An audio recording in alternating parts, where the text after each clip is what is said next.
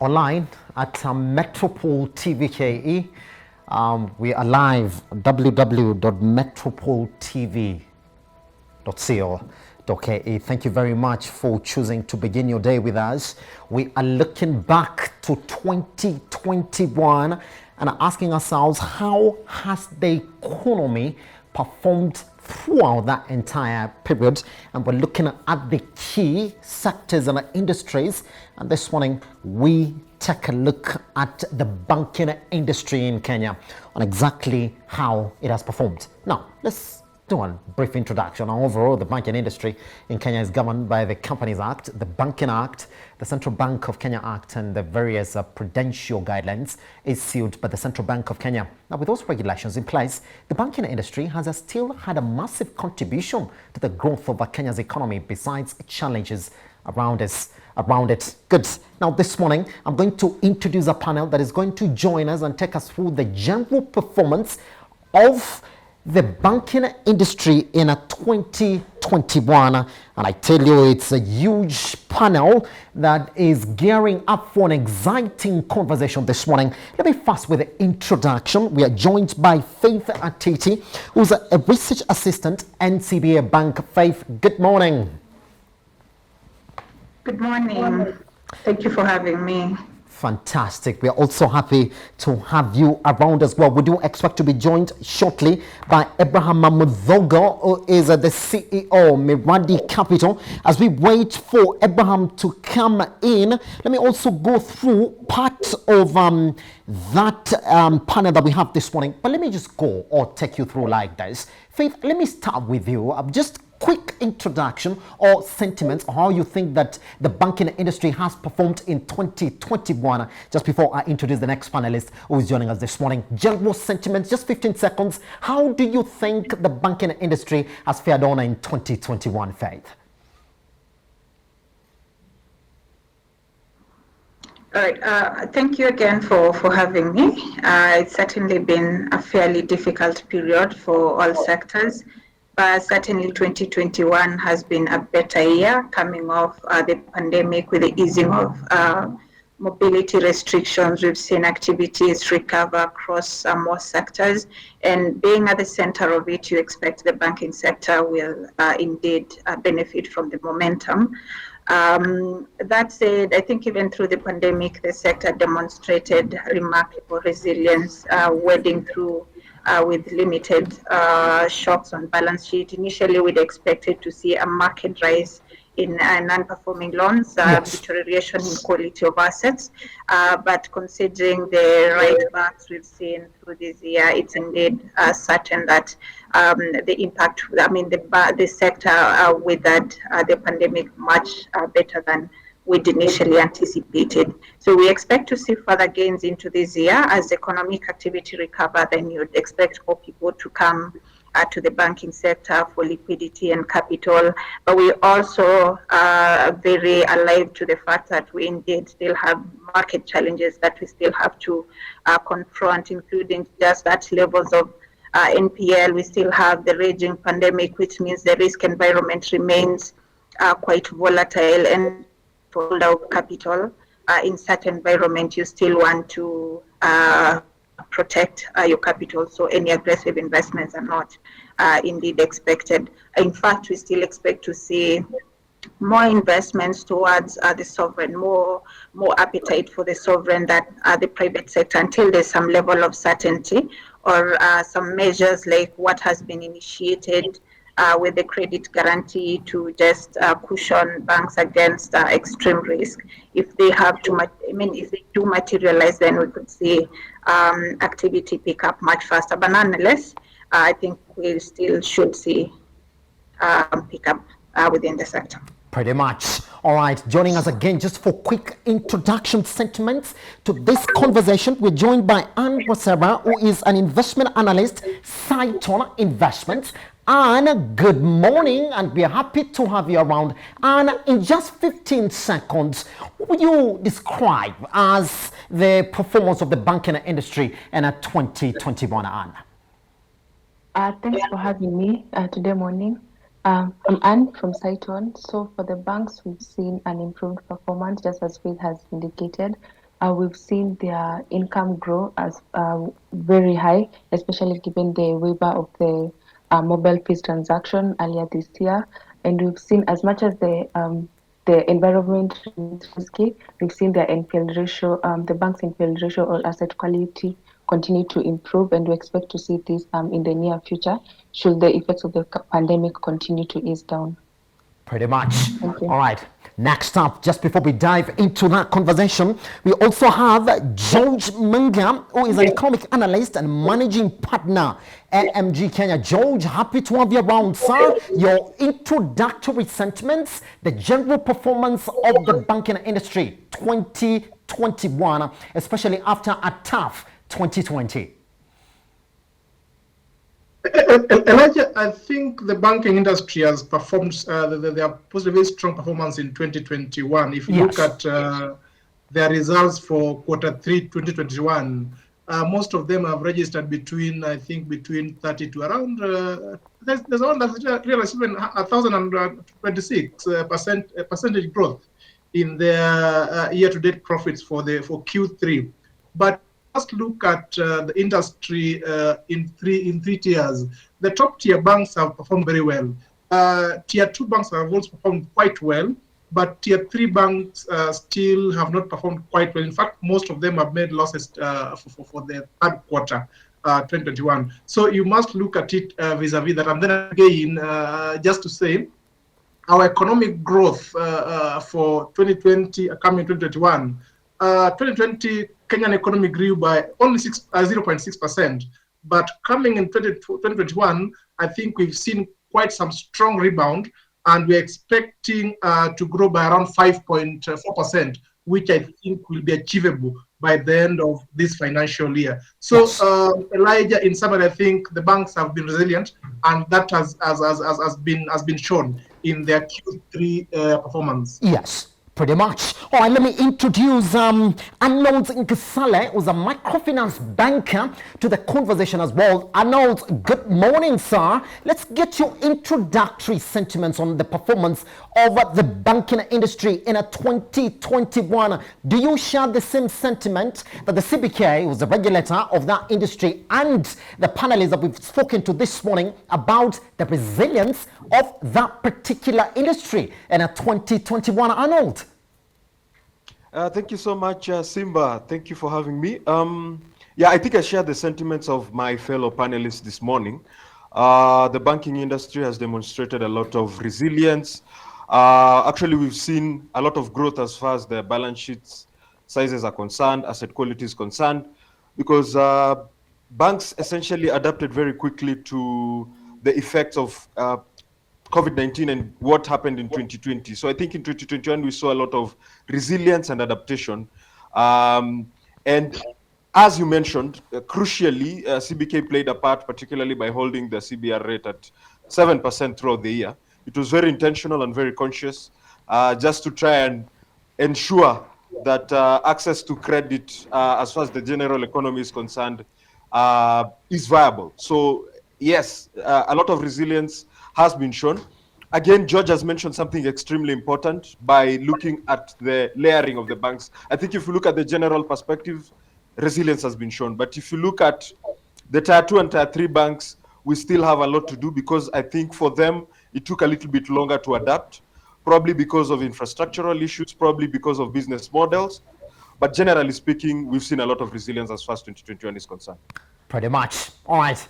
In the studio, we are also joined by Abraham Mvogo, who's a financial expert and CEO of Miradi Capital. Abraham, good morning. We are at that point where we're looking generally or picking your first 15-second sentiments on the performance of the banking industry, especially after a tough 2021. The general feeling in the room already is that, well, this particular industry has been quite resilient to the effects of the coronavirus pandemic, and that would continue, especially into 2022. Do you share that particular sentiment? For me, I look at it differently. Yes.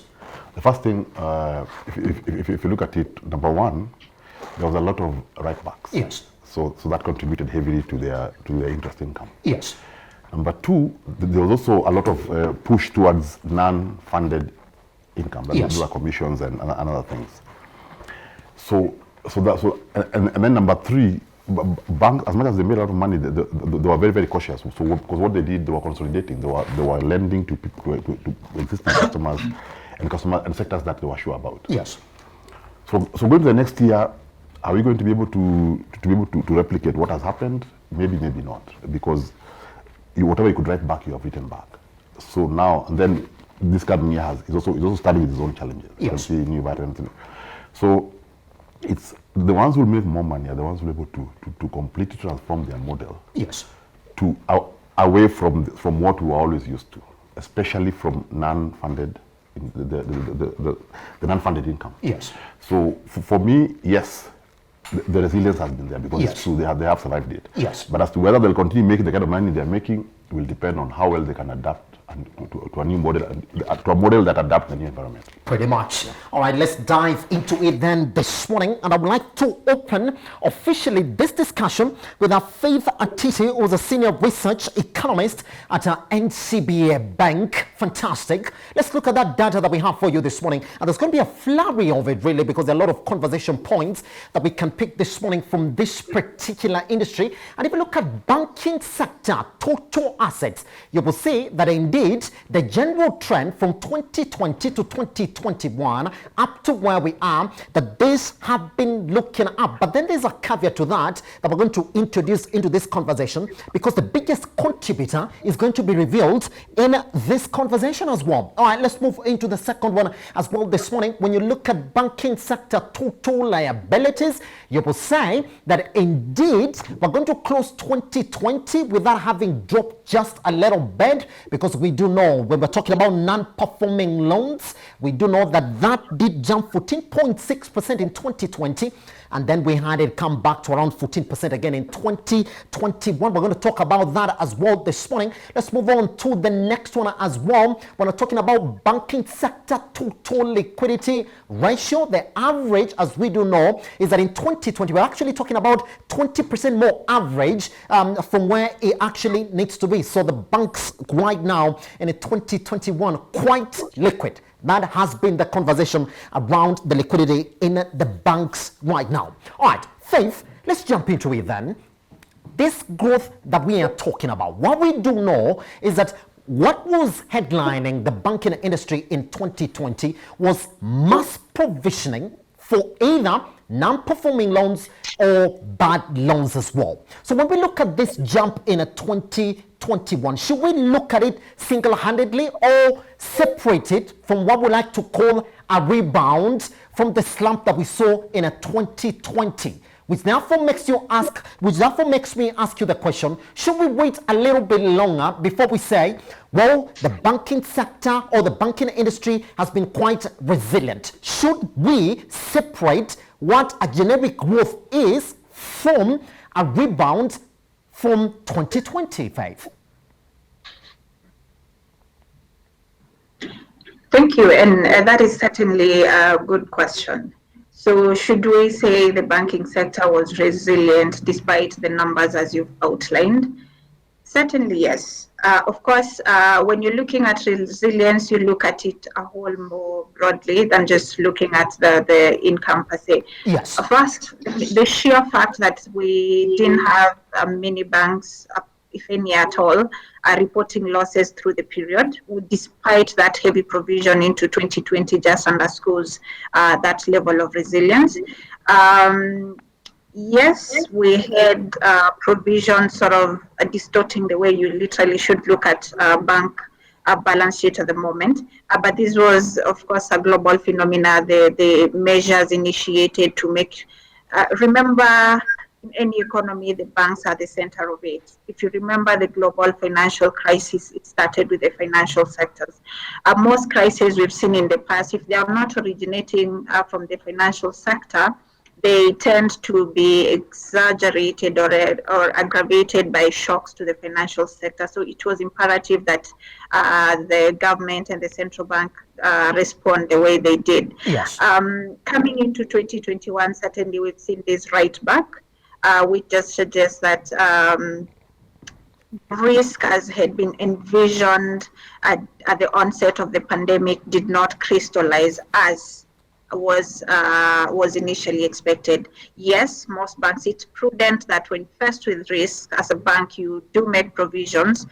You gradually make provisions so you're not hit immediately. And of course, we've seen a lot more stringency in the way we do provisions with the adoption of IFRS 9 or the more latter accounting measures, Basel 2 or is it 3?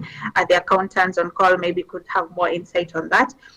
So should we strip out this provision to just outline the level of resilience? Yes. Certainly, yes. There is that aspect that you need to sort of sieve out when you're looking at it, just to underscore how strong the banks are.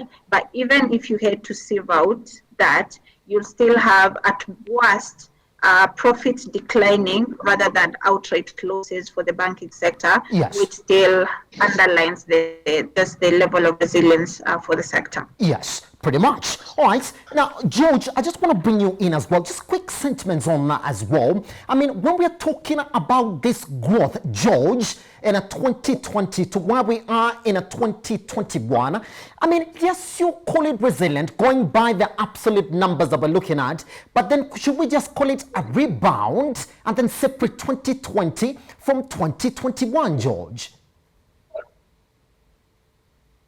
Elijah, if you look at the top banks, and yes, I want to pick just a few, next of KCB, 25.2 billion profit in 2021, which is NBK, which is subsidiary of KCB now, posted 1.1 billion profit. That's the yes, PBT from 87 million last year. That's 11.26% growth.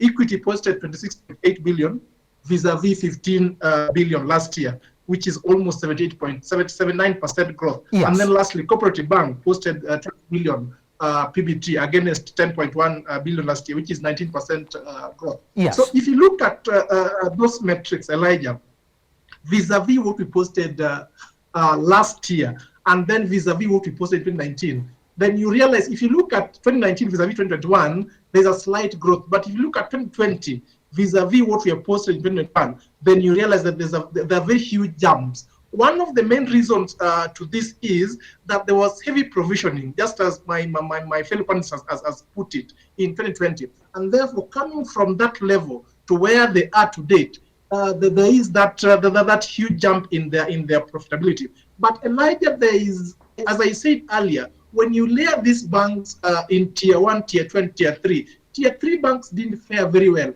In fact, currently we have problems with Spire Bank that I think central bank has a very big problem with because of liquidity challenges. The same to the other tier 3 banks that didn't post very strong performance in quarter 3. The likes of UBA, the likes of EcoBank, and so forth.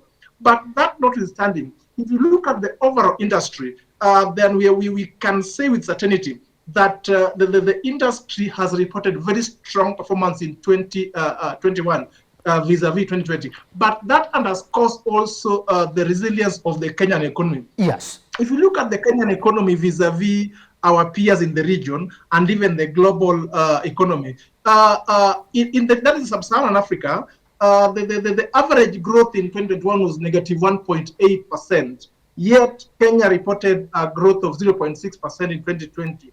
And then come 2021, the average growth in the sub-Saharan Africa, I think, is forecasted around 3.4 vis-a-vis 5.4 in 2021 for Kenya. So the banking sector now mirrors what our general economy looks like. If you look at it in terms of GDP growth vis-a-vis the global economy, and then vis-a-vis our peers. So in a nutshell, Elijah, I think we expect the banking sector to perform even better going into Q4 of this year, yes, and then going into maybe Q1 and Q2 of next year. We don't know how the elections will look like next year, but we expect if things are the way they are to date, then the banking sector will remain strong. Then lastly, Elijah, let me just put this point. There were measures that central bank put in very clearly as the pandemic was starting, and I think that cushioned the banks very much to enable them circumvent or enable them go through the pandemic. One of them was to lower the CBR rate yes, to 4.2%. what this in a sense did is to push in liquidity back to the banking industry, so that at least with the pandemic they could have that leverage to be able to invest in other assets other than loanable funds. And that tells you, if you look at the CBK metrics, almost 76% of the liquidity in the market went either into treasury bills or treasury bonds. And you saw those are very secure assets, so to speak. So that is one of the areas that I think gave a lot of leverage in the banking industry. Two, there's the lengthening of the repurchase agreements, which was pushed from 28 days to 91 days. Yes. That also pushed a lot of liquidity in the market. And then, of course, the restructuring, the allowance for restructuring that central bank gave to the bank, so that classification of assets was relaxed, so that if a customer was not able to pay last year for maybe 1, 2, or 3 months, then they were not classified as bad debt %, but they were allowed to restructure those facilities. So I think those measures have played a big role in what we currently see in the performance of the industry. Yes.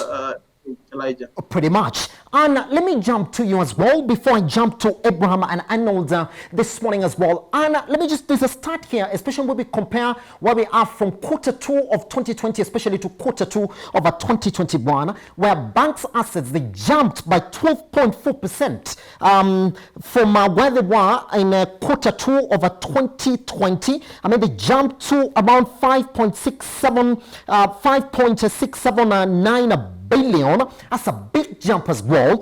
Again, when we look at loans and advances and securities, they accounted out of those assets that we're talking about, and they accounted for 50%, that is loans, and 30% of net assets in December 2020, compared to now a jump again when you look at Q2 of 2021 of 54.8% and 31% in June 2021. Those are loans and government securities. So loans accounted for 54.8% and 31% of government securities to those banks' assets in June 2021. So, and indeed, you could say that now us saying that this could be separated from the growth in 2020 is clear, because you can actually see banks started lending heavily as we got into 2021, because they were sort of coy to lending in 2020, and which is why I'm still asking, can we separate that growth from 2020 to 2021 and say, hold on, this could be a rebound, let's compare 2021 and 2022. Thank you for that question, and I really do agree. Yes. First, we have to separate, because remember, 2020, the whole from March to like December, we had the effects of COVID, Yes. and banks didn't want to lend out to businesses or customers or even the private sector, given the credit risk that they perceive when lending out to these Yes. customers. But you see, in 2021, when the loan window, moratorium window expired, the growth, as we've seen, the GDP started improving. So businesses started going back to their normal activities. And then you'll see maybe from around March to, let me say, up to September, we've seen a lot of improved business environment. We've seen now banks, as you've seen in the data, they started lending out now more loans to businesses and to customers than investing in government securities. Last year, yes, they did invest in government securities heavily, so that they can just reduce the risk that is associated with lending out to customers. Yes. But this year, we've seen the yield curve decline. So you see, even for banks, they are always after the interest income. So you'll see they'll lend out more loans to customers and portion a bit to government securities, as much as there is low yields. So going into 2022, given that 2021 environment will trickle down to 2022, I believe we should, and actually we can compare 2022 and 2021, because 2020 is more of an outlier. It's giving a lot of low numbers, given that they had to provision, they had to actually reduce their strategy. So 2020 is more of an outlier, and that's why you'll see for 2021 their income is increasing so much, just because of the low base effect. You see, in 2020, let's say their income was For a certain bank, let's say it was around 20 billion, but for this year you'll see around 50 billion. But it's just because they had to provision a lot last year. But for this year and next year, we've seen reduced provisioning levels, and we expect it to trickle down to next year. Even the Yes. non-performing loans, as much as they were a huge percent last year, this Yes. year, given now the improving business conditions, it's going to reduce or just normalize and go back to pre-pandemic levels. But a disclaimer is, with the new Omicron variant, we don't know how it will affect. Maybe its effects will be more than the COVID-19. Yes. Maybe banks will have to provision more. They'll have to put in more strict measures just to ensure they survive again. Because in 2020 it was also a survival for banks, as we've seen. Tier 1 banks were able to survive. Other banks such as HF, they've been continuing to record losses over the quarters, over the years. So with this Omicron variant, if it does affect the banking sector like we saw in 2021, banks will have to do more. They'll have even to put up more stringent measures, especially into lending out to businesses. Again, we have election. Next year has a lot of uncertainty. We have election, and we don't know how these elections are going to affect banks lending out to customers. Yes. So for now, it's more of a wait and see. But yes, we can compare 2022 and 2021 with the disclaimer that 2020 was more of an outlier. Pretty much. All right, Abraham, let me cross over to you now. And I would like to start your conversation like this. I mean, for us to look at how the banks are performed, then we got to look at that non-performing loan ratio within the industry. What we do know that NPLs increased to 14.1 in December of 2020, 14.6 in March 2021. Now they've eased back to around 14% in June 2021. Abraham, hold on. This 14% number, last year, when we got into the coronavirus pandemic, they said this 14% will not be an accurate measure of the NPLs within the economy. They said, now what you gotta do, all the loans that have been restructured, include that in the NPL ratio, so that now we get the exact figure, because we do know banks like Equity actually did extend that moratorium up to around 2023 as well. So you just can't call that performing loans, especially when they have been restructured as well. But Abraham, going by this as well, I mean, we've been stuck there. You say exactly what the CBK said last year, that they were afraid it might get to 16, 17%, but it did not. Is this a proper indication then that, well, they were quite resilient? You see, you put it very well. I think we are comparing apples and oranges. Yes. Because when they're competing for 14% during the pandemic period, yes, a lot of metrics were changed. Because even the definition of what is bad and what is good changed. It changed significantly. Yes. So what was 14% then is not what is 14% now. Yes. So even to compare those figures actually is to compare two completely different things. Yes. What is important is how do we compute what is non-performing? Have we reverted back to the prudential guidelines of the 5 categories of normal, or what's substandard and loss, or are we still in that regime? Because what is critical here is quality of assets. Yes. You see, you're talking about how assets of the banks have gone up. That is quantity, but what is the quality of that asset?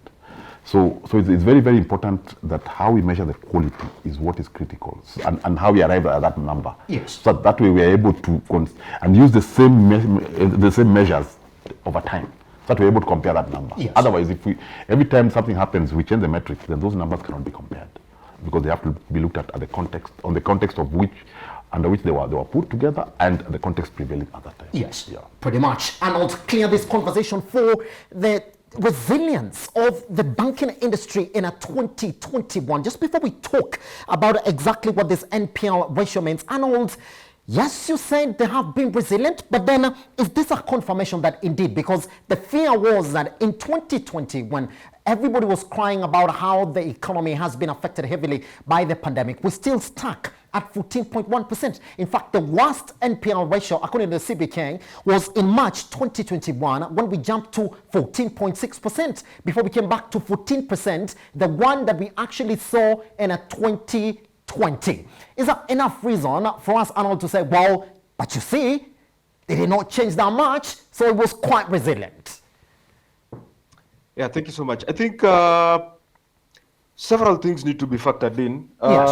I think a longer analysis. It would be prudent to do a longer analysis to quantify the resilience. Yes, we've seen resilience in 2021, but it would be prudent to have a longer analysis, probably look at what will happen in 2022, as alluded to by Anne, as far as some of the changes we're expecting to see with elections coming in, with a probable issues to do with the Omicron virus. However, Yes.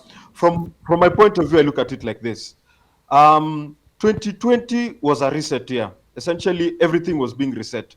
Financial institutions pressed the reset button, but also businesses and government entities had to press the reset button. Yes. So what we're seeing in 2021, several things. Banks did several things. Number one, banks did a lot of collections, resilience, stepped up collections. So if you look at what happened in 2020, there are several phases. Number one, there was an initial restructuring of facilities with the thinking that COVID-19 would probably be a 3-month or 6-month kind of event. Unfortunately, that did not happen. So it simply meant that the restructures had to go on longer and certain provisions had to be put, more provisions had to be put. So that simply meant we saw a very massive dip as far as bank revenues are concerned. Yes. Now in 2021, we've seen a lot of recovery. There's a lot of inoculation going on, reopening of the economy, and also intervention from international bodies. We've seen a lot of interventions by the IMF, World Bank, and also institutions like the European Investment Bank, which has done a lot of interventions with the likes of Coop Bank, just to try and support the MSMEs and try to inject liquidity into the economy, and also try to force the hand of some of these banks to actually lend to clients and not necessarily just lend to the government. Yes. Through basically purchase of government securities. So that aspect of resilience, yes, if you look at it from a general perspective, I would definitely agree with all of my panelists that we've seen a lot of resilience. But if you strip it, if you strip down to various factors, various interventions, various indicators, then it would be prudent probably to have a longer analysis of what will happen in 2022. Yes. Traditionally, we've seen capital flight during an election year, especially in Africa, because guys normally tend to have a wait and see approach as how things will pan out. Again, we also see low government spending during election year, particularly because of trying to either, you'll see procuring entities either trying to complete whatever activities that they have, or you will see a lot of quote unquote campaign funds being mobilized. So again, if you factor in these raw economic activities from a microfinance perspective, then you'll be able to gauge exactly what will happen in 2022. So a longer analysis would be prudent to do a longer analysis, but generally speaking, resilience, you can say that the financial institution or the banking sector has demonstrated resilience. Yes. In 2021. Pretty much. All right. Now let's go Elijah, on a if I may break. just Hold on. Let's go on a break like this. I just want us to come back immediately and talk about that once we come from this slight break here. But I want us to go on a break like this. I'm going to pick just 5-second responses from all of you because I want to throw a spanner to that performance just before we take that break. Now, this is it. 9 banks, that is in Tier 1, accounted for 86.9% of total industry profit before tax in 2020, with the remainder, now wait for it, 30 of those banks as well in the other tiers accounting for just 13.1% of that profit before tax. Now, let me throw another spanner into that. If you look at exactly how interest rates have been since 2020, you can see that the CBK has tried just to come in and throw just a cushion to the economy in that area. But around that area, what we've seen is that majority of this growth that we're talking about from these banks has not been in the mass market. Because as of June 2021, all the banks in the country, in terms of liquid assets, Treasury bonds and bills accounted for 71.1% of what they held as liquid assets. Now, let me go back to the other one because we're going to talk about that type of growth then once we come from this break. Let me start with your Faith Atiti, Senior Research Economist and CBA Bank. that only 9 banks accounted for 86.9% of the profit before tax, and at 2020 with 30 of them just taking 13.1%. Faith, in just 5 seconds, is it time for us to really go back and say, well, we need to debunk Kenya? 5 seconds, Faith. Well, thank you, and I think there's been very deliberate effort towards consolidation within the sector, where you put more banks together, build scale, which of course has implication on pricing and competition, of course, all for the better of the market. Yes. But whether that will be achieved any soon remains as good as, your guess and mine. Fantastic. It's a free market, so. Fantastic. We're going to come and talk about that once we come back. Let me go to George Mingam, economic analyst and managing director, managing partner, AMG Kenya. George, that only 9 banks accounted for 86.9% of the profit before tax in 2020, a time when the Kenyan banks were really feeling the heat of the coronavirus pandemic, with 30 taking 13.1%. George, time for us to bring debunking Kenya to the fore. And Mike, I miss your mic, George. Sorry, Elijah. I'm saying if you look at the stress testing report, yes, from Central Bank of Kenya, that is for Q2. Yes. You realize that several sectors took a hit from the economy. The reason why the bigger banks fared better than the smaller banks. Yes. The bigger banks have a fairly spread portfolio. You'll find them in agriculture, you'll find them in manufacturing, you'll find them in ICT. But the smaller banks, their portfolio is quite small. You'll find them maybe just in trading and maybe in manufacturing. That is why when a shocker like COVID-19 came, yes, then the bigger banks are likely to perform better than the smaller banks. And then again, it boils down to core capital. Yes, George, we have 5 seconds. Remember, we're going to take a break. I want to pick those points once we come back. Just 5 seconds. Yes, time for debunking Kenya. I think that is the way to go. That's the direction that central bank is trying to yes, push the industry to. We need to consolidate some of these banks to more bigger and more stable entities. Pretty much. I want us to talk about that once we come from this break. Let me come back to the studio. Abraham, that's a huge disparity. Time to debunk Kenya? Yes, I think it's a capital game.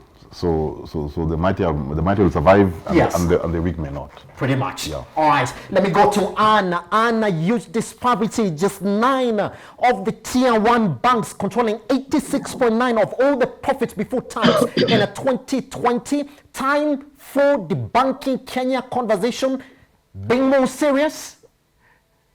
Yeah, I believe a lot more conversation needs to be done on consolidation, given that we remain overbanked. Pretty much. I want us to talk about that once we come back. Let me cross over to Arnold Gasale before we take this break. Arnold, big disparity in that. 86.9% just for 9 banks, and the other 30 are scrambling for 13.1%. Arnold, debunk Kenya or not?